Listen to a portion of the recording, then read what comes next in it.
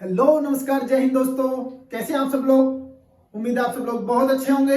मैं कपिल कुमार स्वागत करता हूं आप सभी का आपके अपने प्यारे से यूट्यूब चैनल प्रावी विद्यापीठ पर। तो हमने इतिहास का क्लास शुरू किया हुआ है। आप देख रहे हैं एनडीए और सीडीएस के बच्चों के लिए एक बहुत अच्छा सुनहरा मौका है इतिहास पढ़ने का। इतिहास में आप लोगों को पढ़ा रहा हूं और इतिहास में हम लोग लास्ट 2 क्लासें कराई हैं अभी तक, और 2 क्लासों में मैंने आपको एक क्लास में कराया, लास्ट क्लास में सोर्सेज की क्लास है और सोर्सेज चल रहे हैं आपका। मैंने सोर्सेज में आपको अभिलेख कराए हैं और बेटा आज की क्लास में हम लोग पढ़ेंगे अभिलेख के बाद का जो चैप्टर है, जो बचा हुआ चैप्टर था उसे आज हम लोग कवर करने वाले हैं। ठीक है बच्चे, चलिए क्लास को स्टार्ट करते हैं। तो क्लास में आज की बेटा प्रॉपर बने रहेंगे, सभी लोग अच्छे से नोट्स बनाते रहेंगे। ठीक, ये नोट्स बच्चा आप बहुत अच्छे से बनाइए ताकि भविष्य में आप सब लोगों को बहुत अच्छे से काम आए, आपके एग्जामों में काम आए। ठीक है बच्चे, चलिए स्टार्ट करते हैं। तो आज के हम पढ़ेंगे कॉइंस यानी सिक्के पढ़ने वाले हैं, क्योंकि मैंने पुरातत्व की सोर्सेज में आपको सबसे पहले अभिलेख उसके बाद सिक्के लिखाए थे। तो आज की क्लास में बेटा सिक्के स्टार्ट होंगे। तो सबसे पहले हम देखते हैं कि सिक्कों का अध्ययन क्या कहलाता है। तो बच्चे याद रखेंगे सिक्कों का अध्ययन क्या कहलाता है। सिक्कों का अध्ययन कहलाता है मुद्रा शास्त्र, क्या कहते हैं उसे, न्यूमिस्मैटिक्स। क्या कहते हैं? न्यूमिस्मैटिक्स कहते हैं। ठीक, आगे मुद्रा शास्त्र, भारतीय मुद्रा शास्त्र के जनक कौन है? तो आप कहोगे भारतीय मुद्रा शास्त्र के जनक हैं आपका जेम्स प्रिंसिप है। कौन है? जेम्स प्रिंसिप है। ठीक, अगला प्रश्न आपके सामने बनेगा, भारतीय मुद्रा परिषद की स्थापना कब हुई थी? तो आप कहोगे जी 1910 में हुई थी। ठीक है, कब हुई थी? 1910 में। कहां पर? प्रयागराज में। प्रयागराज में भारतीय मुद्रा परिषद की स्थापना हुई थी। और कब हुई थी? आप कहोगे बेटा 1910 ईस्वी में हुई थी। सिक्कों की प्राप्ति, हम कहेंगे जी सिक्कों की प्राप्ति हमें सबसे प्राचीन काल में कहां से प्राप्त होती है? तो आप कहोगे सबसे प्राचीन काल में सिक्कों की प्राप्ति 6ठी शताब्दी ईसा पूर्व से, 6th सेंचुरी से होती है। ठीक है, यानी ईसा पूर्व बीसी, बिफोर क्राइस्ट से होती है। लेकिन उससे पहले का जो काल है उसमें हमें सिक्कों की प्राप्ति नहीं होती। जैसे एक काल आता है बीच में, हड़प्पा काल। कौन सा? हड़प्पा काल। और एक आता है वैदिक काल। तो हड़प्पा काल में सिक्के न चल के क्या चलते थे बेटा? मोहर चलते थे। क्या चलते थे? मोहर चलते थे। ठीक, उसी प्रकार वैदिक काल में भी यही देखा गया। लेकिन भारत में प्राचीनतम सिक्का कौन सा सिक्का था? आप कहोगे आहत सिक्का था। कौन सा सिक्का था? आहत सिक्का था, जिसकी प्राप्ति 6ठी शताब्दी ईसा पूर्व से हो जाती है। वेरी वेरी इंपॉर्टेंट प्रश्न आपके एग्जाम के लिए, जिसकी प्राप्ति 6ठी शताब्दी ईसा पूर्व से हो जाती है। तो ये प्रश्न आपके लिए बहुत इंपॉर्टेंट है, आप लोग याद रखेंगे। तो बेटा आहत सिक्का को और किन किन नामों से जाना जाता है? तो आप कहेंगे आहत सिक्का को और किन किन नामों से जाना जाता है? तो आप कहोगे जी आहत सिक्का को पंचमार्क कहते हैं। ठीक है, और काशापन कहते हैं, शतमान कहते हैं, धरण कहते हैं। इन नामों से इसे जाना जाता है। ठीक है, पंचमार्क, काशापन, शतमान और धरण आदि नामों से आपका आहत सिक्के को जाना जाता है। इसका ध्यान रखना, ये जो आहत सिक्के थे किसके बने हुए थे? आप कहोगे बेसिकली चांदी और तांबे के बने हुए थे। चांदी और तांबे के ये बने हुए थे। इनकी सबसे बड़ी निधि का मतलब ये होता है कि इनकी सबसे ज्यादा मात्रा कहां पर हमें प्राप्त होती है? तो सबसे ये आप याद रखना कि आहत सिक्कों की सबसे जो ज्यादा जो मात्रा में हमें प्राप्त हुए वो कहां से हुए? बेटा कहेंगे अमरावती से। कहां से? अमरावती, आंध्र प्रदेश से इनकी प्राप्ति हो जाती है। इनकी प्राप्ति सर्वप्रथम सन 1800 ईस्वी में कर्नल कोल्डवेल ने की थी। कहां से की थी? तमिलनाडु से की थी। ठीक है, कर्नल कोल्डवेल ने इनकी प्राप्ति सर्वप्रथम सन 1800 ईस्वी में कर्नल कोल्डवेल ने कहां से की? तमिलनाडु से की थी। अगली बात क्या याद रखनी है, ये बेसिकली किसके बने हुए थे? तांबे और चांदी के। इन्हें किस किस नामों से जाना जाता था? आप कहोगे इन्हें पंचमार्क, कारसापन और शतमान और धरण नाम से आदि जाना, और अन्य नाम भी हैं इनके, तो इन नामों से जाना जाता था। ठीक है, आगे बात, इन सिक्कों पर किसी प्रकार का कोई लेख नहीं मिलता है, परंतु इन पर कुछ प्रतीक चिन्ह मिलते हैं, जैसे सूर्य और चांद का अंकन मिलता है, कुछ पशु पक्षियों के या कुछ वनस्पतियों का चित्रांकन यहाँ देखने को हमें मिल जाता है। ठीक है, मिल जाता है। आगे ये ध्यान रखना कि ये सिक्के मौर्य काल तक प्रचलन में रहे थे। ये सिक्के मौर्य काल तक प्रचलन में रहे थे, यानी मौर्य काल तक सिक्के चलते रहे। 6ठी शताब्दी ईसा पूर्व से लेकर के मौर्य काल तक ये सिक्के प्रॉपर रूप में चलते रहे। और ये सिक्के का जो आकार होता था कैसा था? लगभग आयताकार ये सिक्के होते थे। कैसे होते थे? आयताकार ये सिक्के देखने को मिलते हैं। तो आहत सिक्के से अब आप लोग प्रश्न बिल्कुल भी गलत नहीं करोगे। सबसे पहली बात कि आहत सिक्का सबसे पहले कहां से प्राप्त होता है, तो आप कहोगे तमिलनाडु से प्राप्त होता है। किसने प्राप्त किया था, आप कहोगे कर्नल कोल्डवेल ने सन 1800। सबसे ज्यादा मात्रा में आहत सिक्के कहां से मिले, आप कहोगे जी अमरावती से देखने को मिले। आपका आहत सिक्के का और अन्य नाम क्या है, आप कहोगे जी ये है पंचमार्ग, कारसापन, सतनाम और धरण। आहत सिक्के की प्राप्ति किस काल से होती है, किस काल का है आहत सिक्का, आप कहोगे 6ठी शताब्दी ईसा पूर्व का आहत सिक्का देखने को मिला। ठीक है, उसके बाद कि ऐसे कौन से सिक्के हैं जिन पर कोई भी आपका लेख नहीं मिलता, तो आप कहोगे जी आहत सिक्के। उन पर मिलता क्या है, आप कहोगे सूर्य एवं चांद का अंकन, पशु वनस्पति इत्यादि का चित्रांकन देखने को मिलता है। और इनका जो मोस्टली ये कैसे कैसे किसके बने हुए होते थे, तांबे और चांदी के ये बने हुए होते थे। ठीक बेटा, क्लियर हुआ सभी का। आगे बढ़ते हैं। आगे ध्यान रखना, मिट्टी से निर्मित आहत सिक्कों के सांचे, ध्यान रखना क्या लिखवा रहा हूं मैं, सांचे। सांचे देखे आपने, जैसे मूर्तिकार मूर्तियों के सांचे होते हैं ना, जैसे आप लोग सर्दियों में चाय पियेंगे और कुल्हड़ की चाय पीते हैं ना, कुल्हड़ भी सांचे से बनता है वर्तमान समय में, है ना। तो इसी प्रकार से आहत सिक्कों के सांचे कहां से मिले बेटा, आप कहोगे मथुरा से, झूसी प्रयागराज आंध्र प्रदेश से और कुंडापुर से प्राप्त होते हैं। ठीक, कांसे से बना सांचा किसका, कांसे का। कांसा आपकी एक धातु है, ठीक है। तो कांसे से बना सांचा कहां से मिला है, मध्य प्रदेश के एरन से मिला है। मैंने आपको एरन अभिलेख पढ़ाया था लास्ट क्लास में। ठीक, उसके बाद सबसे ज्यादा आहत सिक्कों का निर्माण किसने किया था, नंद वंश के शासकों ने किया था। किसने किया था, नंद वंश के शासकों ने किया था। तो नंद वंश आएगा आपका मौर्य काल से पहले, यानी मौर्य वंश से पहले जो आता है वंश वो नंद वंश होता है। ठीक है, आगे बढ़ते हैं। सर्वप्रथम कौटिल्य के अर्थशास्त्र में ही टकसाला, टकसाला जानते हो आप लोग, टंकसाला कहते हैं इसे, टंकसाला, ठीक है, टंकसाला कहते हैं या टकसाल का उल्लेख मिलता है। टकसाल किसे कहते हैं, टकसाल उसे कहते हैं जहां पर सिक्कों की ढलाई होती है, जहां पर सिक्कों की ढलाई, जहां पर रुपए पैसे बनते हैं उसे क्या कहते हैं, टकसाल कहते हैं, टंकसाला कहते हैं। अर्थशास्त्र में सांचे का उल्लेख नहीं मिलता बेटा, ध्यान रखना ये पॉइंट आप लोग। अतः मौर्य काल में सांचों का प्रयोग नहीं होता था। अगर सांचे का उल्लेख नहीं मिलता तो इसका क्या अर्थ है, आप कहोगे कि इसमें मौर्य काल में सांचों का प्रयोग नहीं होता था। अर्थशास्त्र में कूट रूपक का उल्लेख मिलता है। कूट रूपक जानते हो, कूट रूपक का मतलब ये होता है कि जो जाली नोट बनाते हैं, जाली नोट वर्तमान में देखते हो आप जाली नोट, ठीक है ना, जो जाली मुद्रा का निर्माण करते हैं उनका नाम क्या दिया गया है, उन्हें कूट रूपक नाम से बुलाया गया। किस नाम से बुलाया गया, उन्हें कूट रूपक नाम से बुलाया जाता है। अब याद रखेंगे आहत सिक्के से संबंधित प्रावधान जो था। ठीक है, आगे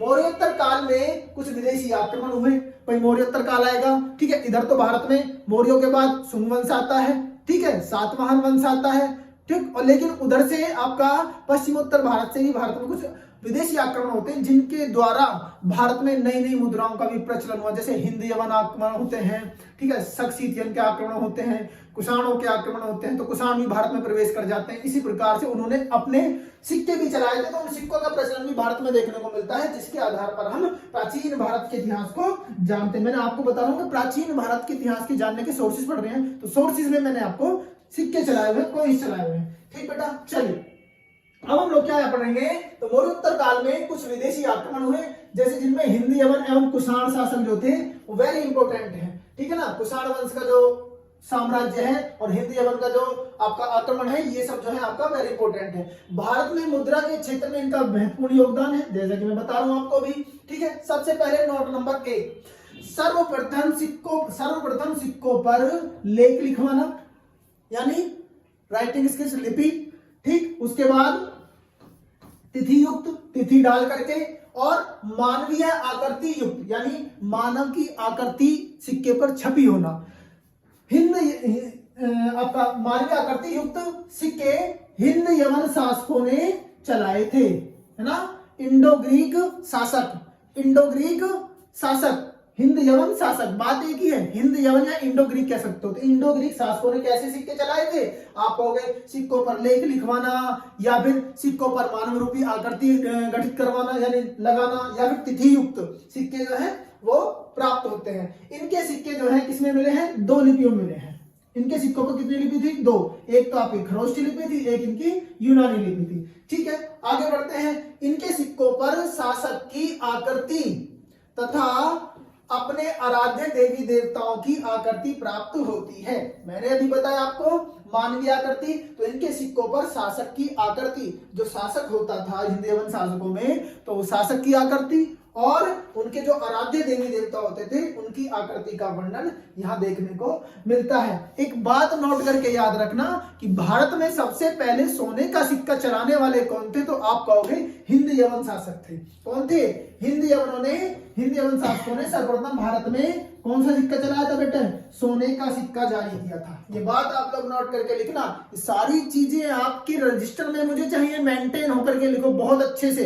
ये नोट्स आपके प्रत्येक एग्जाम में काम आएंगे बेटा, ध्यान रखना ये बात। ठीक, आगे सोने के सिक्के को क्या कहते थे? स्टेटर। यानी हिंद यवन शासकों ने जो सोने का सिक्का चलाया था उसे किसे क्या नाम दिया था? स्टेटर नाम दिया था। और चांदी के सिक्कों को क्या नाम दिया था? दृघम नाम दिया था या द्रम नाम दिया था। क्लियर हुआ? तो मौर्योत्तर काल में सबसे पहले हमने किसका सिक्का बताया आपको? हिंद यवन शासकों का सिक्का बताया था, जिन्होंने तिथि युक्त सिक्का या मानवीय आकृति रूपी सिक्का या आपका लेख लिखवा करके उस सिक्के को जारी किया, जिसमें शासकों की प्रतिमाएं लगी हुई हैं या उनके आराध्य देवी देवताओं की प्रतिमाएं लगी हुई हैं। ये बात ध्यान रखोगे। इन्होंने ध्यान रखना, इनकी लिपि थी दो, जिनमें इनके सिक्कों पर प्राप्त होती है। कौन सी? खरोष्ठी और यूनानी लिपि होती है। भारत में पहली बार सोने के सिक्के का प्रचलन किसने किया था? आप कहोगे हिंद यवन शासकों ने किया था। क्लियर हुआ इतना पॉइंट? चलिए यहां तक क्लियर हुआ, आगे बढ़ते हैं। ठीक है, तो कुषाण शासक, अब आ जाते हैं कुषाण शासक। ठीक है, हिंद यवन के बाद कुषाण, तो कुषाणों में कुछ सिक्के चलाए। तो कुषाण शासकों में विम कटफिसस ने सर्वप्रथम सोने का सिक्का जारी किया था। किसने किया था बेटा? किसने किया था? विम कटफिसस। एक शासक है कुषाण शासक। ठीक है, कुषाण शासक में सर्वप्रथम सोने का सिक्का किसने जारी किया? आप कहोगे जी विम कटफिसस ने जारी किया था। किसने जारी किया था? विम कटफिसस ने जारी किया था। अब याद रखेंगे आप क्या कि कुषाणों के सर्वाधिक सिक्के किसके प्राप्त होते हैं? आप कहोगे तांबे के। किसके प्राप्त हुए? तांबे के। लेकिन सर्वाधिक शुद्ध सोने के सिक्के किसने चलाए? वो भी कुषाणों ने चलाए। ये दोनों पॉइंट याद रखना। प्राचीन भारतीय इतिहास में सर्वाधिक सोने के सिक्के यानी सर्वाधिक तांबे के एवं शुद्ध सोने के सिक्के, कौन से? शुद्ध सोने के सिक्के किसने चलाए? कुषाणों के द्वारा चलाए गए। अब यहां देखना, ध्यान रखना, इन्होंने जो सिक्का चलाया था उसे इन्होंने क्या नाम दिया था बेटा? आप कहोगे दिनार नाम दिया था। क्या नाम दिया था? दिनार। तो आपसे पूछा जाएगा एग्जाम में कि कुषाण कालीन सोने के सिक्के को क्या कहा जाता था? आप कहोगे जी दिनार कहा जाता, और ये गुप्त काल में भी दिनार ही कहा जाता था। ठीक है, चलिए इन्होंने अपने सिक्कों पर शिव की मूर्ति, शिव का, नंदी का और त्रिशूल का आकृति, किस किस की आकृति है? शिव, भगवान शिव की आकृति, उसके बाद नंदी की आकृति और त्रिशूल की आकृति का अंकन किया है। यानी इन्होंने ये आकृतियां बनवाई थी। इन्होंने चित्रांकन किसका किया? आप कहोगे शिव का, नंदी का और त्रिशूल का चित्रांकन अपने सिक्कों पर किया है। किन्होंने किया है? कुषाण वंश के शासकों ने। सर्वाधिक मात्रा में शीशे के सिक्के, बेटा ये बहुत इंपॉर्टेंट पॉइंट है आपके एग्जाम की दृष्टि से, ध्यान रखना, इतना इंपॉर्टेंट है, बार बार एग्जाम में। शीशे के सिक्के किसने चलाए थे? सातवाहन शासकों ने चलाए थे। सातवाहनों ने चलाए थे। और कहां पर प्राप्त हुए? आप कहोगे कर्नाटक एवं आंध्र प्रदेश, क्योंकि आपका कहेंगे कि सातवाहनों को आंध्र भृत्य भी कहा जाता है। इनकी राजधानी आंध्र प्रदेश के आसपास नर्मदा एवं कृष्णा नदी के निचले क्षेत्र में मिलती है, ध्यान रखना ये बात। ठीक है, तो वहीं के ये शासक हैं सातवाहन वंश। जब हम आगे बढ़ेंगे आपको पढ़ाएंगे सातवाहन वंश बहुत अच्छे से।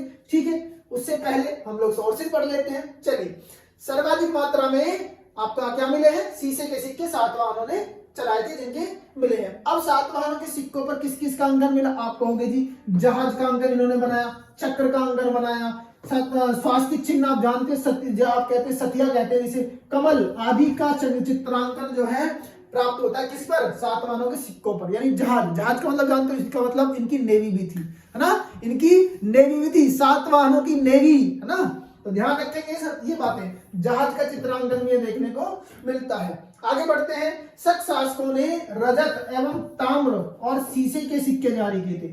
ठीक है ना, रजत एवं ताम्र और शीशे के सिक्के किसने? शक शासकों ने। ठीक है, किसने किए थे? शक शासक जो आए थे उन्होंने रजत मतलब चांदी, ताम्र मतलब तांबा, शीशा का सिक्का जारी किया। इनकी मुद्राओं पर ध्यान रखें, वेरी वेरी इंपॉर्टेंट नोट है ये।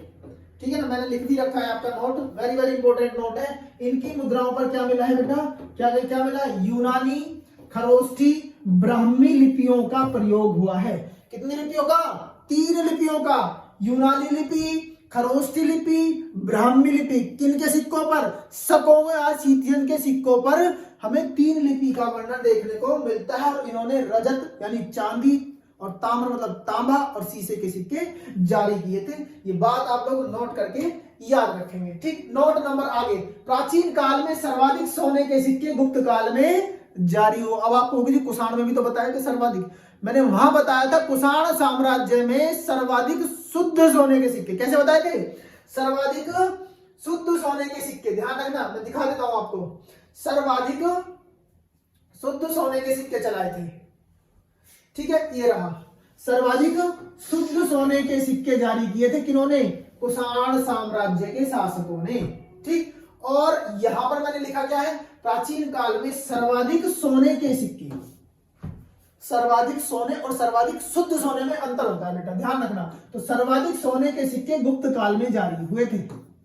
ठीक है, गुप्त काल में जारी हुए थे। गुप्त कालीन सिक्कों की सबसे बड़ी निधि, वही बात आती है फिर, निधि मतलब जहां पर सर्वाधिक मात्रा में मिले, बयाना। वेरी वेरी वेरी इंपॉर्टेंट प्रश्न है आपके एग्जाम के लिए, ध्यान रखना।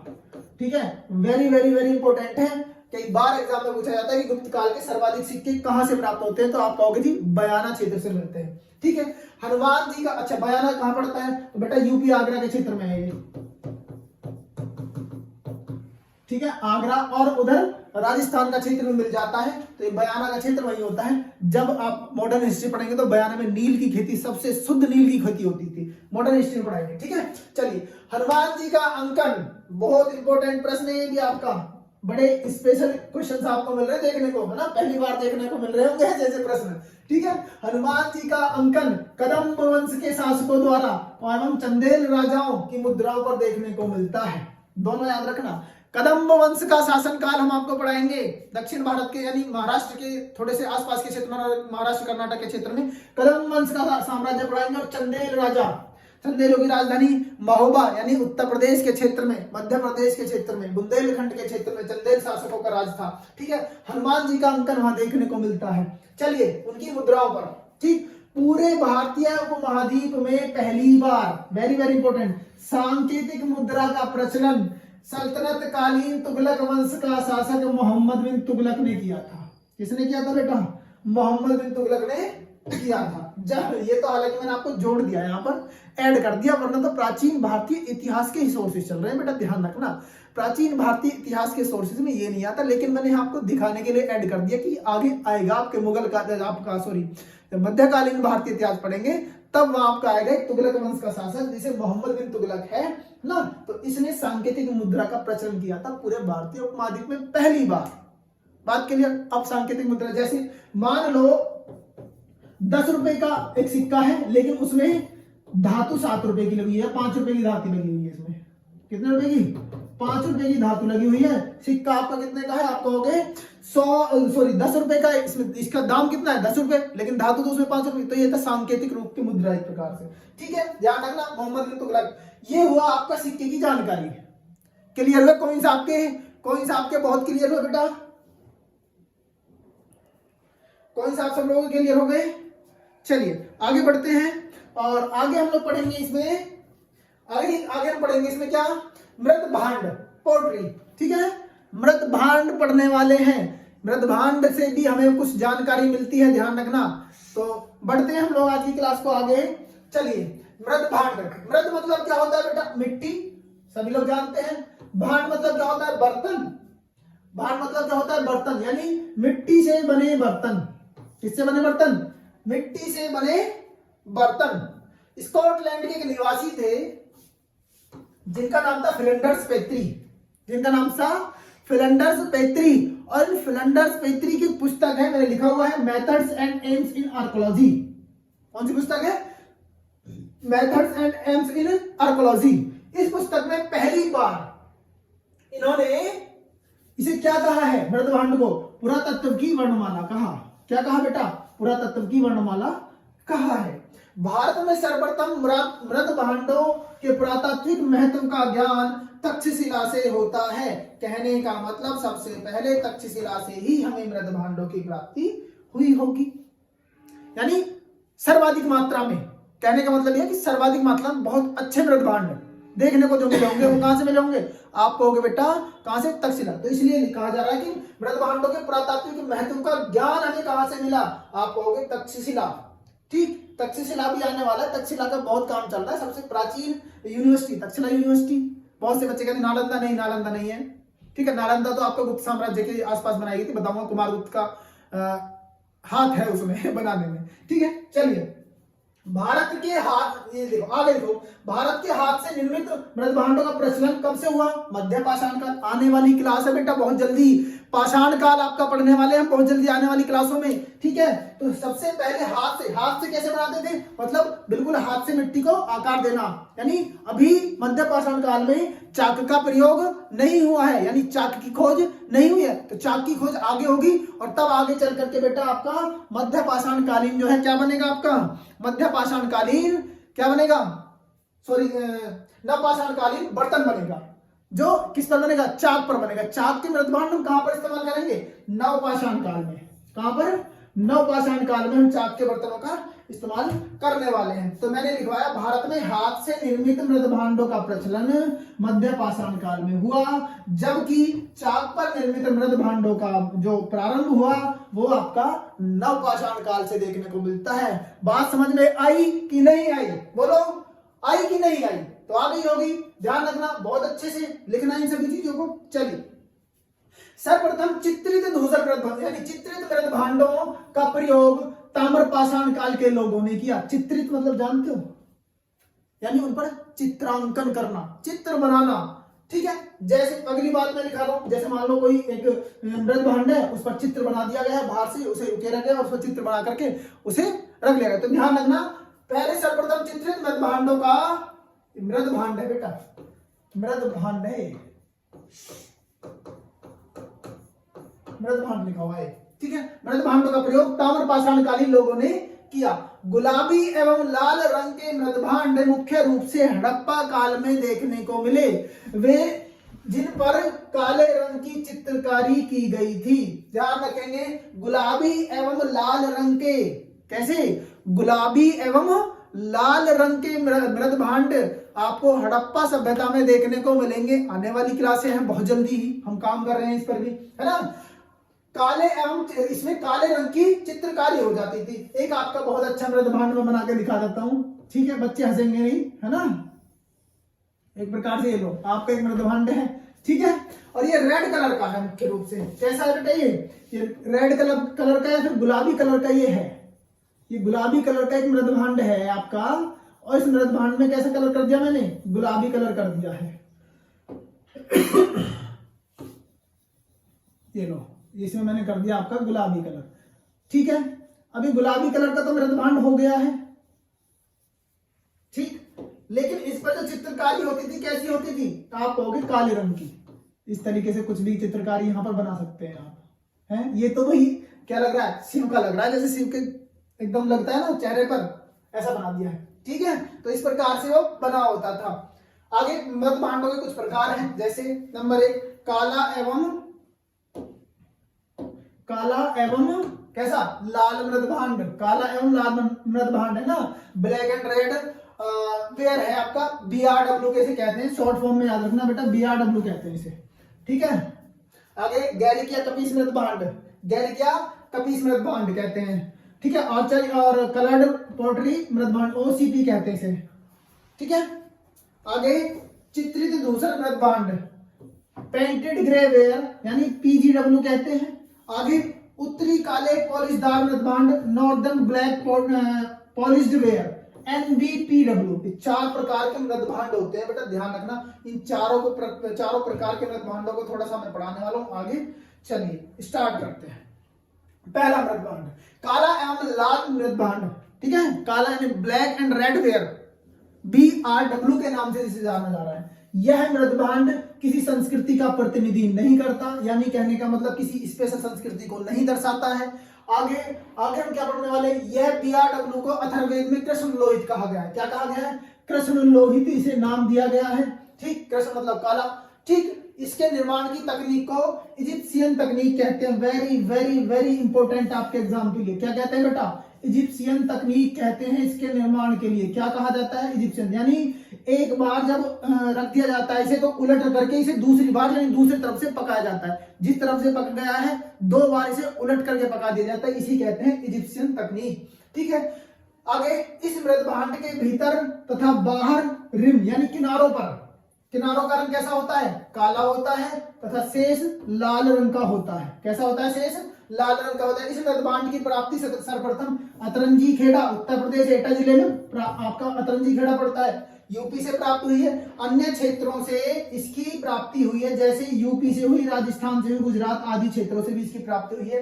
एक पॉइंट और यहाँ पर लिखा हुआ है, परंतु फिर भी इसे प्रागैतिहासिक कालीन मृद भांड कहा जाता है। ये बात आप लोग याद रखना। हालांकि इसका जो है कोई भी संस्कृति स्पेशली नहीं है कि किस संस्कृति से संबंधित है, लेकिन ये प्रागैतिहासिक काल का मृद भांड कहा जाता है। क्यों? क्योंकि नवपाषाण काल में इसके जैसे जो हमें मृद भांड जो चाकू निर्मित है वो देखने को मिल जाते हैं। चलिए अगला गैरिक या कपीस मृद भांड जिसे ओसीपी कहा जाता है। यह मृद भांड उत्तर हड़प्पा, ताम्रपाषाण तथा ऋग्वैदिक काल से संबंध रखता है। इंपॉर्टेंट प्रश्न है बेटा, याद रखना ये वाला पॉइंट।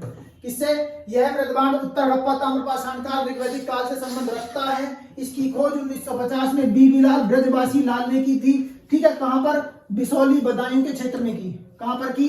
बिसौली बदायूं के क्षेत्र में ये इसकी खोज की है, ध्यान रखना इसे आप। ठीक है, आगे इसका नामकरण भी किसने करा? आपका बीबी लाल ने किया, लेकिन कहां पर किया बेटा? हस्तिनापुर में किया। ठीक है, कहां पर किया? हस्तिनापुर में इसका नामकरण किया है, ध्यान रखेंगे वाला पॉइंट। बीबी लाल से कई बार प्रश्न पूछा गया है, गया नहीं गया हम। कपीस मृद भांड। ठीक है, आगे चित्रित एवं धूसर मृद भांड, ये आपके एग्जाम के लिए बहुत इंपॉर्टेंट है आपका मृद भांड जो है। ठीक, चित्रित धूसर मृद भांड पेंटेड ग्रेवेयर PGW, इसकी खोज बीबी लाल ने अहिछत्र से की थी। कहां है? अहिछत्र बेटा, यूपी में पड़ता है अहिछत्र। ठीक है, यूपी में पड़ता है अहिछत्र। आगे आएगा महाजनपद काल, वहां पर हम बताएंगे आपको अहिछत्र राजधानी है किसी की। ठीक है, जैसे हालांकि बता दूं, चलो मैं आपको पांचाल एक राज्य है, वो महाजनपद, सॉरी, ठीक है ना। इस महाजनपद की राजधानी अहिछत्र। ठीक है, चलिए इनको मान्यता हस्तिनापुर में इन मृद भांडों की खोज के बाद मिली। यानी जब इनकी मान्यता कब मिली इनको? जब हस्तिनापुर में 1954 में बीबी लाल ने खोज दिया तब इन्हें मान्यता मिली। इनकी काल अवधि उत्तर वैदिक काल। देखो आगे ना आपका यहाँ पर महाजनपद काल, ये रहा महाजनपद काल। महाजनपद काल आगे तो इसका मतलब अहिछत्र से मिले। तो महाजनपद काल में एक राजधानी है, राजधानी क्षेत्र है किसी भी एक महाजनपद का, जैसा कि मैंने अभी बताया आपको। महाभारत युगीन स्थलों की पहचान चित्रित धूसर मृद भांड से ही की जाती है। वेरी वेरी इंपॉर्टेंट प्रश्न है ये भी आपके लिए। ठीक है, PGW संस्कृति विकसित ग्रामीण जीवन को प्रदर्शित करती है। यानी ग्रामीण जीवन कैसा हो रहा है? विकसित होता जा रहा है। अब तक लगभग 700 PGW स्थलों की प्राप्ति हो चुकी है। PGW की संस्कृति के लोगों के सब विसर्जन, ध्यान रखेंगे क्या? PGW संस्कृति के लोगों के सब विसर्जन का एकमात्र उदाहरण कहां पर है? भगवानपुरा हरियाणा में देखने को मिलता। एकमात्र उदाहरण, इसलिए यहां पर लिखा हुआ है ये, इसीलिए यहां पर लिखा हुआ है क्योंकि एकमात्र उदाहरण PGW यानी संस्कृति जो कौन सी है? पेंटेड ग्रेवेयर संस्कृति या फिर चित्रित धूसर मृद भांड जो संस्कृति है उसका एक क्या मिला है आपको? उदाहरण सब विसर्जन का। कहां पर? भगवानपुरा हरियाणा। और ध्यान रखना सर्वाधिक मात्रा में जो स्थल मिले हैं देखने को हरियाणा में देखने को मिले हैं। कहां के? चित्रित धूसर मृद भांड के। बात क्लियर हुई? चलिए आगे बढ़ते हैं और आगे आता है आपका उत्तरी काले पॉलिशदार मृद भांड यानी NPNBPW। ठीक है, नॉर्दर्न ब्लैक पॉलिश यानी पेंटेड वेयर पॉलिशदार जो हो रहे हैं। ठीक, चलिए इनकी काल अवधि 6ठी शताब्दी ईसा पूर्व से शुरू होती है और मौर्य काल तक जाती है। कहां तक जाती है? मौर्य काल तक जाती है। उसके बाद NBPW सबसे पहले 1913 ईस्वी में कहां से मिले? तक्षशिला से मिले। और तक्षशिला का एक क्षेत्र है भीरटीला, वहां से ये मिले हैं। कब मिले हैं बेटा? मैंने लिखा है 1913 में। इनका नामकरण मार्टिमर व्हीलर ने कराया। किसने किया? मार्टिमर व्हीलर ने इनका नामकरण किया है। आगे NBPW का व्यापार होता था जिसका केंद्र कौशाम्बी था। इसका मतलब ये बहुत बेस्ट, एकदम सबसे अच्छे, एकदम बेस्ट क्वालिटी के थे ये। क्यों थे? क्योंकि इनका व्यापार होता था। अब व्यापार होता है तो बहुत ही बेस्ट, एकदम बहुत अच्छी क्वालिटी के मृद भांड हैं, इसलिए इनका व्यापार किया जाता था। जिसका मुख्य केंद्र क्या है? कौशाम्बी। आपके एग्जाम में पूछा जा सकता है कि एनपीवी यानी काले उत्तरी पॉलिशदार मृद भांड जिनका व्यापार किया जाता था, उस व्यापार का मुख्य केंद्र या व्यापार का मुख्य केंद्र क्या होता था? आप कहोगे कौशाम्बी था। कौन सा था? कौशाम्बी। ये मृद भांड सभी में सर्वश्रेष्ठ माने जाते हैं तथा धनी लोगों के थे। ठीक है, किसके लोगों के बर्तन थे? धनी लोगों के बर्तन थे, अर्थात ये गरीब लोग या जो नीचे तबके के लोग होते थे उनके लिए इनका प्रयोग नहीं दिखाया जाता। किसके लिए दिखाया जाता? राजा महाराजा ब्राह्मण लोगों के लिए दिखाया जाता है। ठीक है, उस समय पर आप देखते हैं कि 6वीं शताब्दी से पूरे मौर्य काल के आसपास ये कार्य होते थे, यानी क्षत्रिय लोगों के ये बर्तन थे। द्वितीय नगरीकरण के संबंध इन्हीं मृद भांडों से था। ध्यान रखेंगे इस बात को भी। द्वितीय नगरीकरण यानी 6वीं शताब्दी ईसा पूर्व के आसपास द्वितीय नगरीकरण की शुरुआत हो जाती है। द्वितीय नगरीकरण यानी मगध जैसे महाजनपद महानगर बनने से प्रारंभ हो जाते हैं उस समय पर। ठीक है, चलिए ये हो गया आपका आज का मृद भांड। तो मैंने आपको कॉइन्स करा दिए, मृद भांड करा दिए। सभी लोग बेटा ध्यान रखना, आप लोग सब इन चीजों को अपने रजिस्टर में, मैं बार बार बोल रहा हूँ, इन सब चीजों को नोट करते चलिए। आने जो आपके एग्जाम में, आप जिस भी एग्जाम की तैयारी कर रहे हैं, मैंने ये नहीं कहता कि मैंने हालांकि थंबनेल बनवाया एनडीए सीडीएस का, लेकिन आप किसी भी ऑल कॉम्पिटिटिव एग्जाम, किसी भी एग्जाम में बैठते हैं तो आपके काम आने वाली चीजें हैं ये, इसलिए मैं आप लोगों को ये यहाँ पर करा रहा हूँ। ध्यान रखना, किस लिए करा रहा हूँ? इसीलिए करा रहा हूँ कि आपकी नौकरी लग जाए, है ना, और आप हमारे नोट्स के द्वारा नौकरी प्राप्त कर लें। इसलिए नहीं करा रहा कि मेरा इसमें कुछ फायदा है ना, बच्चों का ही फायदा होना चाहिए। ठीक है, इसलिए करा रहा हूं। चलिए आगे बढ़ते हैं। मूर्ति कला क्या पढ़ेंगे? मूर्ति कला। मूर्ति कला का मतलब भारत में मूर्ति कला का वास्तविक रूप हड़प्पा सभ्यता से देखने को मिला। भाई मूर्तियां हड़प्पा सभ्यता में देखने को मिलती हैं। मिलती है कि नहीं मिलती? कैसी मिलती है? मृण मूर्तियां, मतलब मिट्टी की बनी मूर्तियां मिलती हैं। कांसे की मूर्तियां मिलती हैं। धातु की, भाई धातु की मूर्तियां मिलती हैं। पत्थर की मूर्तियां मिलती हैं। तो हड़प्पा सभ्यता से मृण मूर्तियां मिट्टी की, प्रस्तर मूर्तियां पत्थर की, धातु की मूर्तियां यानी तांबा, धातु और कांसा। भाई कांस्य युगीन सभ्यता है ही वो। ठीक है, तांबे में टिन मिला तो कांसा बन जाता है, तो तांबा और कांसे की मूर्तियां वहां से देखने को मिलती हैं। कौन कौन सी? जैसे मोहनजोदड़ो से प्राप्त नर्तकी की मूर्ति धातु की बनी थी। और किस धातु की बनी थी? एग्जाम में पूछा जाता है आपसे कि आपका कांसे की नर्तकी की मूर्ति कहां से प्राप्त होती है? तो मोहनजोदड़ो से प्राप्त होती है। बच्चे ये प्रश्न आपके एग्जाम में आएगा, डायरेक्ट पूछा जाता है। छोटे छोटे एग्जामों में डायरेक्ट पूछा जाता है। तो किसकी बनी हुई थी? कांसे की नर्तकी की मूर्ति। किसकी? कांसे की बनी थी। किसकी बनी थी? कांसे की बनी हुई थी। ठीक है, मृण मूर्तियों में हड़प्पा कालीन खिलौने, वृषभ की आकृति, वृषभ मतलब होता है बैल, बैल की आदि मूर्ति यहां देखने को मिलती है। ये बात भी आप याद रखेंगे। खिलौने भी मन मिले थे। हड़प्पा सभ्यता मूर्ति कला का सबसे उत्कृष्ट उदाहरण, सबसे बेस्ट उदाहरण कौन सा है इसका? तो सबसे बेस्ट उदाहरण देखने को मिलेगा आपको बैलगाड़ी चलाते हुए गाड़ी बान की मूर्ति, यानी बैलगाड़ी चलाने वाला जो आपका, जिसे जो व्यक्ति आपका बैलगाड़ी चला रहा है और उसको उसके हाथ में रस्सा है, वो जो मूर्ति मिली है, ठीक है, वो सबसे उत्कृष्ट उदाहरण है आपका हड़प्पा सभ्यता का। मौर्य कालीन मूर्तियां मिट्टी एवं प्रस्तर की मिली, धातु की नहीं। बात समझ रहे हो? समझ रहे हो नहीं समझ रहे हो? हड़प्पा काल में धातु की भी मिली मृण मूर्ति, मिट्टी की मिली, पत्थर की। मौर्य काल में, तो मौर्य काल में किसकी मिली? आप कहोगे मिट्टी और पत्थर की देखने को मिली, परंतु धातु की नहीं मिली। ये बात आप याद रखेंगे। ठीक है, जैसे मिट्टी की पशु पक्षियों की मिली, खिलौने की मिली, मानव की आकृति मिली। और पत्थर में कहां का पत्थर इस्तेमाल होता था? आप कहोगे चुनारगढ़ का पत्थर, यानी चुनार का बलुआ पत्थर और चित्तीदार लाल पत्थर का प्रयोग यहां पर देखने को मिलता है। इनकी प्राप्ति कहां से हुई? आप कहोगे वैशाली से, अहिछत्र से, सारनाथ से, पाटलिपुत्र से, आसपास के अन्य क्षेत्रों से भी मौर्यकालीन जो आपके ये है मूर्तियां हैं, ये देखने को मिलती हैं। आगे एक नोट करके लिखा हुआ है बेटा, ब्रैकेट में ध्यान रखना, ये नोट आप लोग याद रखना, बहुत इंपॉर्टेंट है। सारनाथ स्थित अशोक स्तंभ पर 4 सिंह की आकृतियां बनी हुई हैं। उनके नीचे का चित्र वल्लरी अशोक कालीन मूर्ति कला का बेहतर या सबसे बेस्ट उदाहरण है। कैसा उदाहरण है? सबसे बेस्ट उदाहरण है। बेटा धमाकों की आवाज आ रही होगी, दिवाली का माहौल है तो थोड़ा सा 1-2 बीच बीच में आता है, तो थोड़ा सा ध्यान रखेंगे, है ना। सारनाथ स्थित अशोक स्तंभ पर 4 सिंह की आकृतियां, उनके नीचे का चित्र वल्लरी अशोक कालीन मूर्ति कला का उदाहरण है। सबसे मतलब बेहतर उदाहरण है, अच्छा उदाहरण है। ठीक है, चलिए आगे देखते हैं। तो प्रथम शताब्दी में मूर्ति कला का निर्माण होता है। भाई प्रथम शताब्दी आएगी, कुषाण साम्राज्य आ जाएगा, क्योंकि मौर्योत्तर काल आएगा और मौर्योत्तर काल में कुछ विदेशी आक्रमण भी होते हैं, जैसे मैंने आपको बताया शकों के होते हैं, कुषाणों के होते हैं, ठीक है। इस प्रकार से मैंने आपको आक्रमण बताया, इंडो ग्रीक यानी आपका हिंद यवन शासकों के भी भारत पे आक्रमण धीरे धीरे होते हैं। चलिए, तो प्रथम शताब्दी में मूर्ति कला का निर्माण कार्य कुषाण शासकों के द्वारा किया गया, ठीक है। इनकी इस काल की मुख्य प्रधानता प्रतीकात्मकता थी। कैसी थी?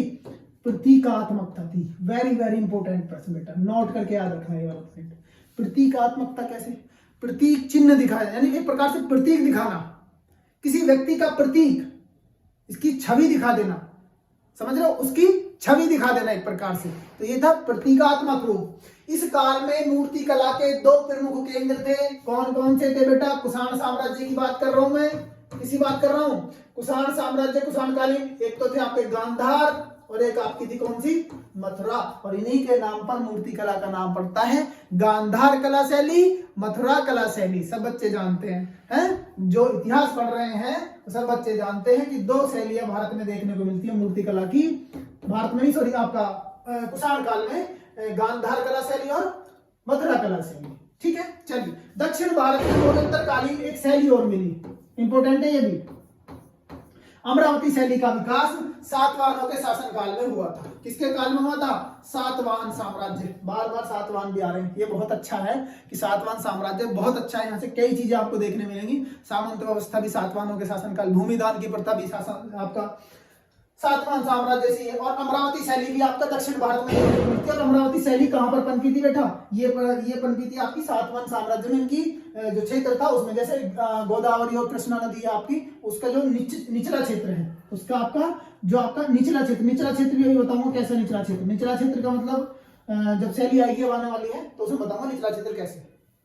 यहां तक क्लियर हुआ? ये बताओ, ठीक है। चलिए आगे बढ़ते हैं। तो गांधार शैली, मथुरा कला शैली, दो भागों में डिवाइडेड कर दिया है। इनमें थोड़ा थोड़ा अंतर मैं आपको बताता हूं। गांधार कला शैली कहां की है आप कहोगे जी? मोस्टली इसका मुख्य केंद्र क्या है? तक्षशिला है। कौन सा केंद्र है? तक्षशिला। मौर्योत्तरकालीन है, कुषाण साम्राज्य का संरक्षण प्राप्त था, ठीक है। सबसे इंपॉर्टेंट बात यह है कि इसमें बुद्धकालीन मिलते हैं। बुद्धकालीन नहीं, महात्मा बुद्ध का अंकन मिलता है यहाँ पर, यानी महात्मा बुद्ध को संरक्षण है। इसका संबंध किससे है? बौद्ध धर्म से है। महात्मा बुद्ध से संबंधित ये शैली है गांधार कला शैली।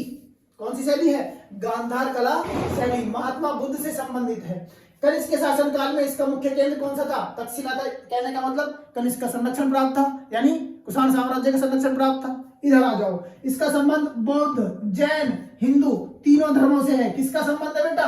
मथुरा कला शैली का। किस से? बौद्ध धर्म से भी है, जैन धर्म से भी और हिंदू धर्म से भी। ये बात आप याद रखेंगे, मथुरा कला शैली में तीनों धर्म याद रखना, बौद्ध, जैन और हिंदू धर्म, ठीक है। आगे इसमें भी किसका मतलब, इसमें भी है आपका कनिष्क के शासनकाल में इसका केंद्र कौन सा था? मथुरा इसका केंद्र था। कौन सा था? मथुरा इसका केंद्र देखने को मिलता है। इसकी इंपोर्टेंट विशेषता क्या है? नीले धूसर बलुआ पत्थर। कैसा पत्थर है? नीले धूसर बलुआ पत्थर, यानी नीला पत्थर, नीले पत्थर का प्रयोग होता है। और धीरे धीरे जैसे आगे बढ़ेंगे तो इसका प्रयोग बदल गया। और इसका प्रयोग कैसे हो गया? मिट्टी या प्लास्टर, मतलब सीमेंट, प्लास्टर कहते हैं ना, है ना, चूना, उसके द्वारा इसका प्रयोग किया जाने, किसके द्वारा? बुद्ध की मूर्तियों को बनाया जाने लगा।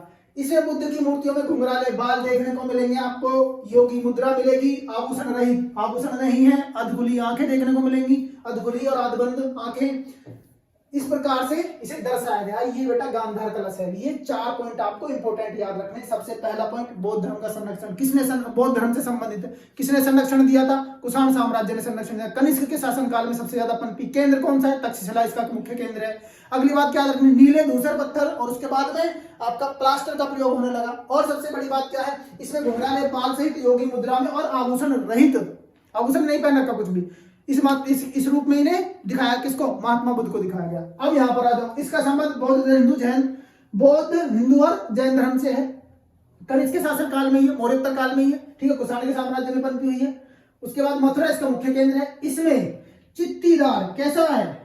चित्तीदार बलुआ पत्थर है, ठीक है ना। चित्तीदार पत्थर या बलुआ, चित्तीदार मतलब चितकबरा, दाग दाग से मिलते हैं देखने को, है ना। चित्तीदार बलुआ पत्थर का प्रयोग हुआ। इसमें बुद्ध को मुस्कुराते हुए चेहरा दिखाया गया है। हष्ट पुष्ट एकदम तंदुरुस्त तगड़ा शरीर, कहते नहीं खा पी के तगड़ा हो गया, तगड़ा शरीर दिखा रखा है एकदम, हष्ट पुष्ट शरीर, कपड़े के साथ और बाल विहीन सिर, बाल नहीं है सिर पर, बाल नहीं है बिल्कुल भी, और पद्मासन मुद्रा में है बेटा, पद्मासन मुद्रा में, और पीछे एक बहुत बड़ा आभा मंडल लगा हुआ है, ठीक है, गोल गोल इस तरीके से पीछे आभा मंडल लगा हुआ है। आप चित्र खोल के देखना, अपने इंटरनेट पर जाकर के देखोगे तो ये देखने को मिलेगा कि आभा मंडल जो आपकी आकृति है महात्मा बुद्ध की, वो कहाँ है, मथुरा में देखने को मिलती है। चलिए अब आती है बेटा अमरावती शैली। कौन सी शैली, अमरावती शैली। कहां से मिली आप कहोगे, इसका जो मुख्य केंद्र है अमरावती है। कहां पर है, कृष्णा एवं गोदावरी, यहां पर लिखा होगा बेटा, कृष्णा एवं गोदावरी के निचले क्षेत्रों में। निचले क्षेत्र कैसे होते हैं, ये मान लो कृष्णा, ये आप मान लो आपकी गोदावरी नदी जा रही है, कहां जाकर गिरेगी,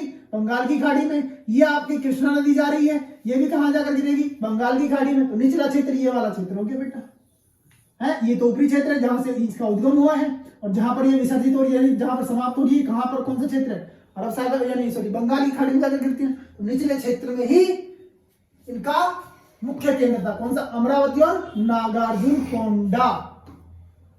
याद रखना कौन कौन सी, अमरावती और नागार्जुन कोंडा, ठीक है। इसका मुख्यतः विस्तारित क्षेत्र था।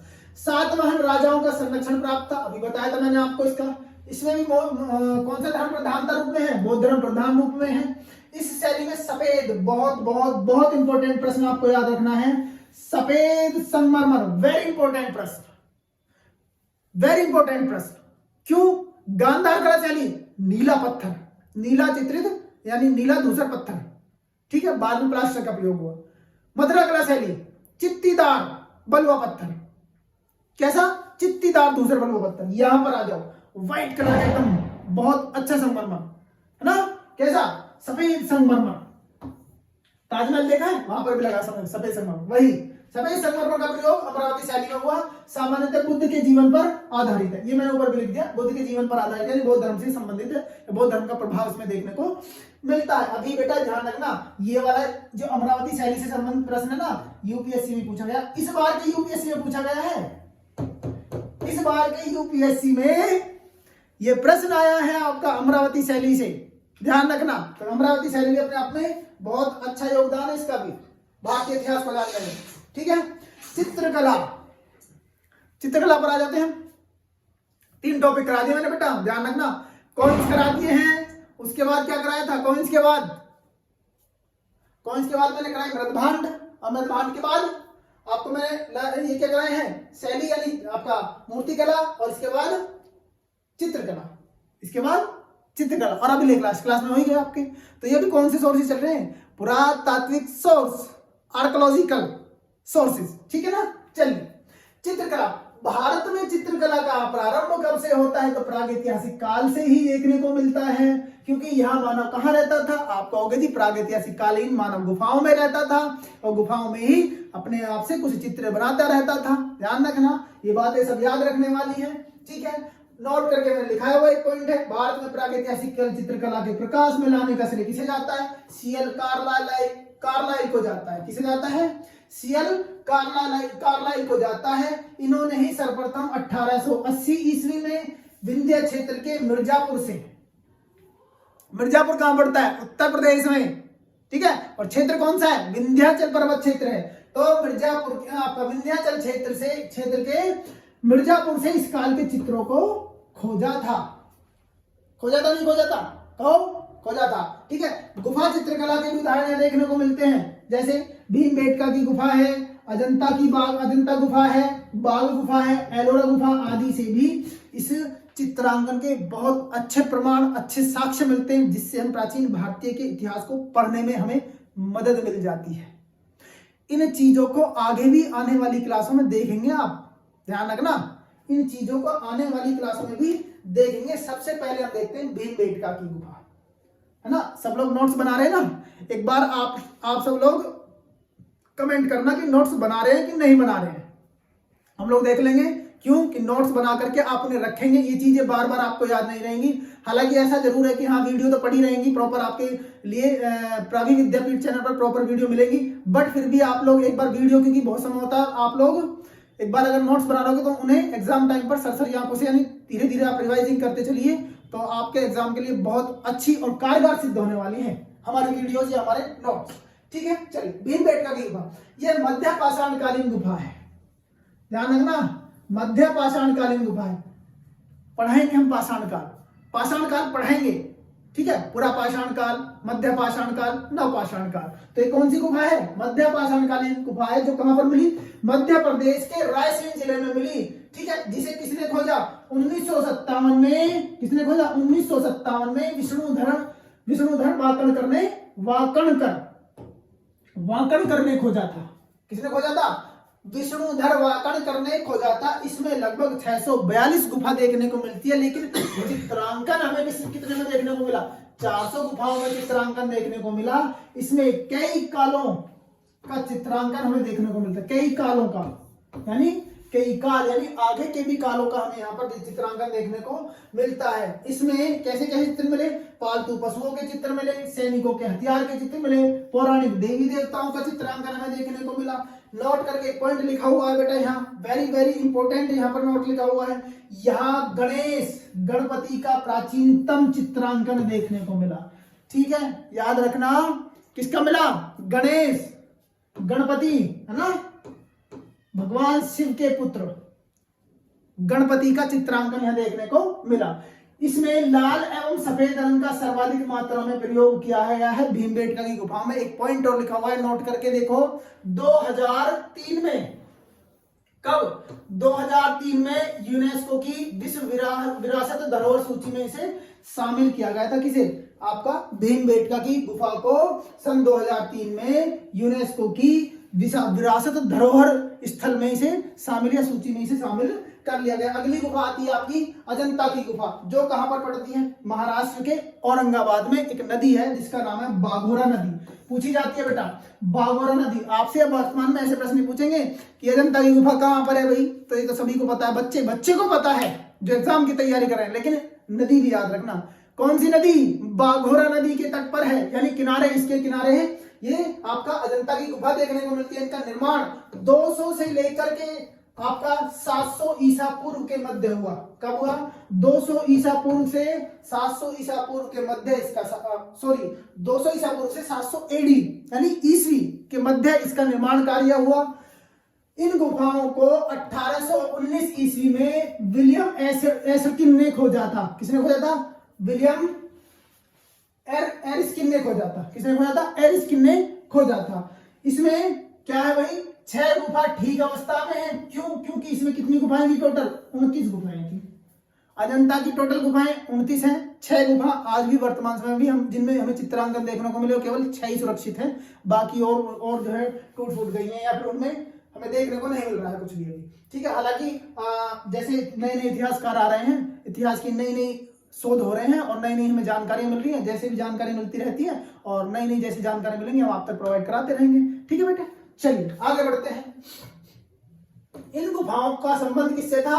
बौद्ध धर्म से था। और इन गुफाओं का जो सातवाहन संवंश है और गुप्त वंश है और वाकाटक वंश का योगदान महत्वपूर्ण है। इन गुफाओं में सबसे ज्यादा योगदान किसका है? आप कहोगे जी वाकाटक साम्राज्य का योगदान सर्वाधिक मात्रा में देखने को मिलता है। हालांकि इनमें सातवाहन और गुप्त वंश के शासकों ने भी योगदान दिया, परंतु सर्वाधिक मात्रा में किसने योगदान दिया? आप कहोगे वाकाटक वंश ने। गुफा संख्या 9 और 10 सबसे प्राचीन गुफा है जो सातवाहन कालीन है। गुफा संख्या 9 और 10 सबसे प्राचीन है। गुफा संख्या 16, 17, 19 गुप्तकालीन है और गुफा संख्या 1 व 2 सबसे नवीनतम यहाँ पर गुफाएं देखने को ये मिलती है। ठीक है, 1983 ईस्वी में विश्व विरासत घोषित किया गया था। इसे भी 1983 ईस्वी में विश्व धरोहर घोषित किया गया है, यानी यूनेस्को द्वारा इसे भी आपकी विरासत सूची में शामिल कर लिया गया। कब? 1983 में। आप ध्यान रखना, भीमबेटका की 2003 में, अजंता की 1983 में। इस गुफा में नीले रंग का प्रयोग नहीं किया गया है, हालांकि अपवाद स्वरूप किया भी गया है। गुफा संख्या 2 में अपवाद स्वरूप टोटल 6 रंगों का प्रयोग किया गया है, लेकिन अपवाद स्वरूप नीले रंग का 1 में किया गया है। इसलिए इसमें कहा जाता है कि ज्यादा मोस्टली अगर एग्जाम में पूछा जाए तो नीले रंग का प्रयोग इसमें देखने को नहीं मिलता है। चलिए आगे, एलोरा की गुफा। कौन सी गुफा? एलोरा की गुफा। एलोरा की गुफा महाराष्ट्र में है। कहां पर है? औरंगाबाद में स्थित है। इन गुफाओं का निर्माण 700 से 900 एडी के मध्य यानी आपका मतलब है आफ्टर डोमिनियन ईस्वी के मध्य राष्ट्रकूट शासकों ने करवाया था। इंपॉर्टेंट फैक्ट तो यहाँ पर देखने को मिलेगा आपको सबसे ज्यादा, कौन सा, कि इसमें जैन धर्म, बौद्ध धर्म और हिंदू धर्म से संबंधित गुफाओं के चित्रांकन, यानी हिंदू धर्म से संबंधित चित्रांकन देखने को मिलते हैं। कितने धर्म से? जैन धर्म, बौद्ध धर्म और हिंदू धर्म के चित्रांकन याद रखना है। जैसे मथुरा कला शैली में तीनों धर्म आते हैं, इसी प्रकार वो एलोरा गुफा में आपके तीनों धर्म के चित्रांकन देखने को मिले। टोटल गुफा संख्या कितनी है? 34 है। हिंदू धर्म के लिए 17 गुफा, बौद्ध धर्म के लिए 12 गुफा, जैन धर्म के लिए 5 गुफा। इन गुफाओं को भी 1983 ईस्वी में विश्व विरासत स्थल घोषित किया गया था यूनेस्को द्वारा। ठीक है, याद रखेंगे वाला पॉइंट। इतना अच्छा कंटेंट मैं दे तो रहा हूं, ध्यान रखना, ये सब चीजें आप लोग अपने लिए तैयार भी करते रहना। पता चले कि ऐसी पढ़ के छोड़ दो वीडियो, आगे जाके पढ़ो ही ना, तो ये इसका मतलब ये नहीं है कि आप लोग ना पढ़ें। तो बहुत अच्छे तरीके से आप लोग पढ़िए और हमें भी बेटा आप लोग प्यार देते रहिए, क्योंकि हमारा अभी हमने चैनल को धीरे धीरे ग्रोथ करने का प्रयास कर रहे हैं हम भी। ठीक है, तो आप लोगों के सपोर्ट के कारण ये सब हो पाएगा, है ना। आप लोग हमें सपोर्ट करते रहिए और बेटा अच्छे से अच्छा कंटेंट जो हमसे लेते रहिए, है ना। ऐसा कंटेंट आपको किसी भी यूट्यूब चैनल पर देखने को नहीं मिलेगा, ढूंढ लो, खुली छूट है, खुली छूट दे रहे बेटा, ढूंढ लो। इस प्रकार का कंटेंट अगर मिल जाए तो बताना, हमें भी भेज देना। फिर बाघ की गुफाएं, बाघ गुफाएं कहां पर है? मध्य प्रदेश के कहां पर पड़ती है? धार जिले में पड़ती है। बाघिनी नदी, बाघिनी नदी, बाघोरा नदी थी वहां पर अजंता में, यहां कौन सी है? बाघिनी नदी के पास स्थित है। इसका निर्माण 5वीं से 6वीं शताब्दी में गुप्त शासकों के द्वारा किया गया। इसकी खोज 1818 में डेंजरफील्ड ने की थी। इसमें 9 गुफाएं टोटल देखने को मिलती हैं। मुख्य रूप से जो गुफाएं हैं वो कौन सी है? पांडव गुफा, एक हाथी खाना गुफा, एक रंग महल गुफा है। इसमें सबसे बड़ी जो गुफा है वो पांडव गुफा है। कौन सी गुफा है? पांडव गुफा है।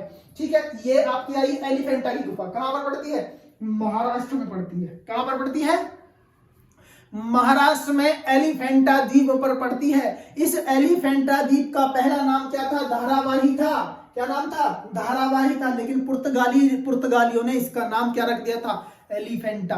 ध्यान रखना, किसने रखा? पुर्तगालियों ने। किसने रखा? मैं लिख देता हूं, इसका नाम जो रखा था आपको, इस नाम को किसने रखा था? पुर्तगालियों ने रखा था। पुर्तगाली आपके आगे देखने को मिलेंगे ना।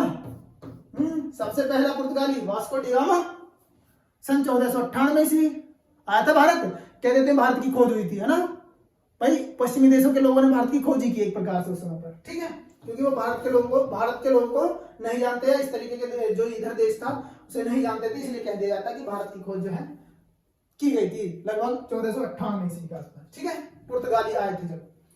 तो इसका नामकरण किसने किया था एलिफेंटा का?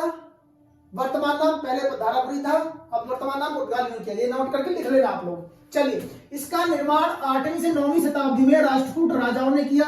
ध्यान रखना, एक राष्ट्रकूट राजा, ये रही आपकी पीछे वाली जो रही है एलोरा की गुफा, राष्ट्रकूट शासकों ने 700 से 900 एडी, और एक आपकी ये रही एलिफेंटा की गुफा, राष्ट्रकूट राजाओं ने इसका निर्माण करवाया 8वीं से 9वीं सदी। ये गुफाएं शैव धर्म को, मोस्ट इंपोर्टेंट पॉइंट, शैव धर्म को समर्पित है। शिव की त्रिमूर्ति का प्रतिमा यहाँ पर मिली है। ठीक, नोट लिखा हुआ है सन 1887 ईस्वी में इसे भी कहां शामिल कर लिया? विश्व विरासत सूची में इसे भी शामिल कर लिया। ये आपकी बेटा है कौन सी गुफाएं? हो गई आपके, हो गया आपका बेटा चित्रकला का पूरा। अब आ जाओ स्थापत्य कला। स्थापत्य कला या मंदिर निर्माण कला, स्थापत्य कला या मंदिर निर्माण कला। थोड़ा सा समय और दे दो, हो जाएगा क्लियर, है ना। चलो, हड़प्पा कालीन स्थापत्य कला से भवन, वहां के लोगों की जीवन शैली, जैसे सामाजिक शैली, सामाजिक जीवन, आर्थिक जीवन, धार्मिक जीवन का पता चलता है। उनसे ही पता चलता है ये सब। किससे? उनके भवनों से। ठीक, क्योंकि जब हम हड़प्पा सभ्यता पढ़ेंगे, जब उसकी हड़प्पा सभ्यता की खोज उत्खनन कार्य निकालेंगे, तो वहां के भवन किस प्रकार से थे। जैसे अलग अलग अन्नागार भी होते थे, वहां स्नानागार भी होते थे, वहां पर नालियां भी अच्छी बनी हुई थी, नगर नियोजित सभ्यता थी। ठीक है, किस किस को पूजते थे, इस प्रकार से वहां की जो स्थापत्य कला थी, किस किस प्रकार से किन किन को पूजते थे, या वहां का समाज कैसा था, है ना। इस प्रकार से यहाँ पर देखने को मिलता है। वहां के स्थलों को हम देखेंगे ना, तब ये हमें पता चलेगा सामाजिक, आर्थिक और राजनीतिक धार्मिक जीवन, वहां का आर्थिक यानी अर्थव्यवस्था कैसी थी, व्यापार किसी चीज का करते थे, ठीक, इस प्रकार से देखेंगे। बात समझिए आगे। मौर्यकालीन स्थापत्य का उल्लेख फाहियान करता है। कौन करता है? फाहियान। कब आया था आपका, ये ध्यान रखना, किसके शासन काल आया था? चंद्रगुप्त द्वितीय, चंद्रगुप्त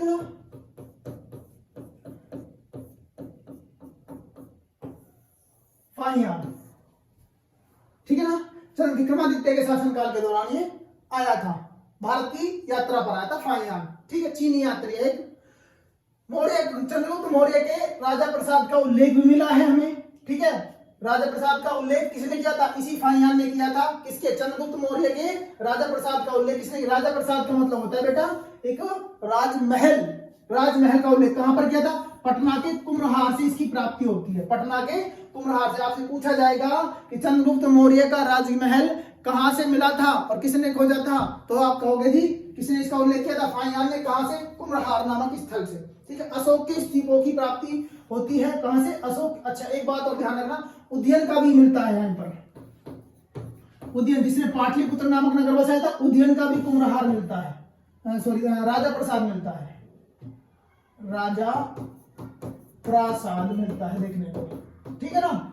उदयन, उज्जैन का भी आपका राजा प्रसाद देखने को मिलता है। अशोक के स्तूपों की प्राप्ति होती है। स्तूप जैसे सांची का स्तूप मध्य प्रदेश में, भरूच स्तूप ये भी आपका 17 में पड़ता है, और ये सांची स्तूप रायसेन के आसपास पड़ता है, ठीक है ना, रायसेन जिला है वहां पर पड़ता है। भरूच आपका 17 में पड़ता है, ये स्तूप देखने को मिलेगा। अगली बात, भारत में मंदिर निर्माण कला कब से शुरू हुई? आप कहोगे जी गुप्त काल से शुरू हुई।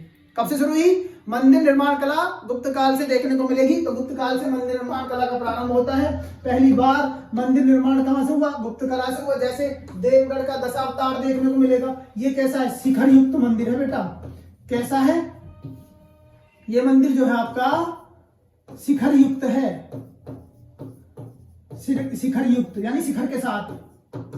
और कौन सी शैली है? एक याद रखना, यहाँ पर एक पंचायतन शैली का प्रयोग भी यहाँ किया गया है। ये जब मैं आपको वो पढ़ाऊंगा ना, आर्ट एंड कल्चर, उसमें देखने को मिलेगा। पंचायतन शैली का मतलब यह है कि बीच में मुख्य देवता और उनके चारों तरफ 4 देवता और रहते हैं, ठीक है। जैसे ये आपका देखा, बना देता हूं मैं, ये मुख्य देवता, यहाँ एक देवता, यहाँ एक देवता, यहाँ एक देवता और यहाँ, ये पंचायतन शैली का उदाहरण है। और सबसे पहला पंचायतन शैली का देवगढ़ का दशावतार मंदिर कहां पर पड़ता है? उत्तर प्रदेश के ललितपुर में पड़ता है, ठीक है। चलिए, भीतर गांव का कानपुर मंदिर, भीतर गांव का मंदिर कानपुर में पड़ता है। कहां पर है? कानपुर में, गुप्त काल का ही है। सिरपुर का लक्ष्मण मंदिर छत्तीसगढ़ में देखने का, लक्ष्मण का मंदिर है। आगे इसी प्रकार भारत में मंदिर बनाने की मुख्यतः कला कितनी थी? 3 शैलियां देखने को मिलती हैं। कौन कौन सी? सबसे पहली नागर शैली, दूसरी आपकी द्रविड़ शैली, तीसरी आपकी बेसर शैली। नागर शैली जो थी वो कहां से कहां तक थी? आप लोगों उत्तरी हिमालय से लेकर के कहां तक है? आपका जो विंध्याचल पर्वत क्षेत्र है, विंध्या क्षेत्र जो मध्य में है, बिल्कुल वो मध्य वाला क्षेत्र, उससे जो उत्तरी वाला क्षेत्र है वो आपका पूरा किसमें आता है? आप कहोगे जी नागर शैली में। द्रविड़ यानी दक्षिण भारत का क्षेत्र, टोटल दक्षिण भारत का क्षेत्र, जहां पर चोल चेर पांड्य का शासन था, वो आपका, या विजयनगर साम्राज्य भी देखने को मिलता है, या आपका बहमनी साम्राज्य, आगे आएंगे सब चीजें, तो वहां पर जो है आपका द्रविड़ शैली देखने को मिलती है। बेसर शैली, बेसर शैली यानी किस किस का मिलन है? जहां पर नागर और द्रविड़ शैली दोनों का मिक्सचर रूप बेसर शैली है। कौन सा भाग है? महाराष्ट्र, कुछ महाराष्ट्र का भाग है, कुछ आपका एमपी का भाग, कर्नाटक का भाग थोड़ा सा देखने को मिलता है। इन क्षेत्रों में जो देखने को मिले वो कौन से मंदिर मिले? बेसर शैली के उदाहरण देखने को मिले। किसमें बेटा? बेसर शैली के उदाहरण देखने को कहां पर मिले? आप कहोगे जी दक्कन वाले भाग में, दक्कन के पठार वाले भाग पर। कहते हैं ना दक्कन का पठार कहां पर? महाराष्ट्र वाले क्षेत्र में, ठीक है। चलिए, आज की क्लास बेटा यहीं पर हो गई है पूरी, आप देखो, ठीक है।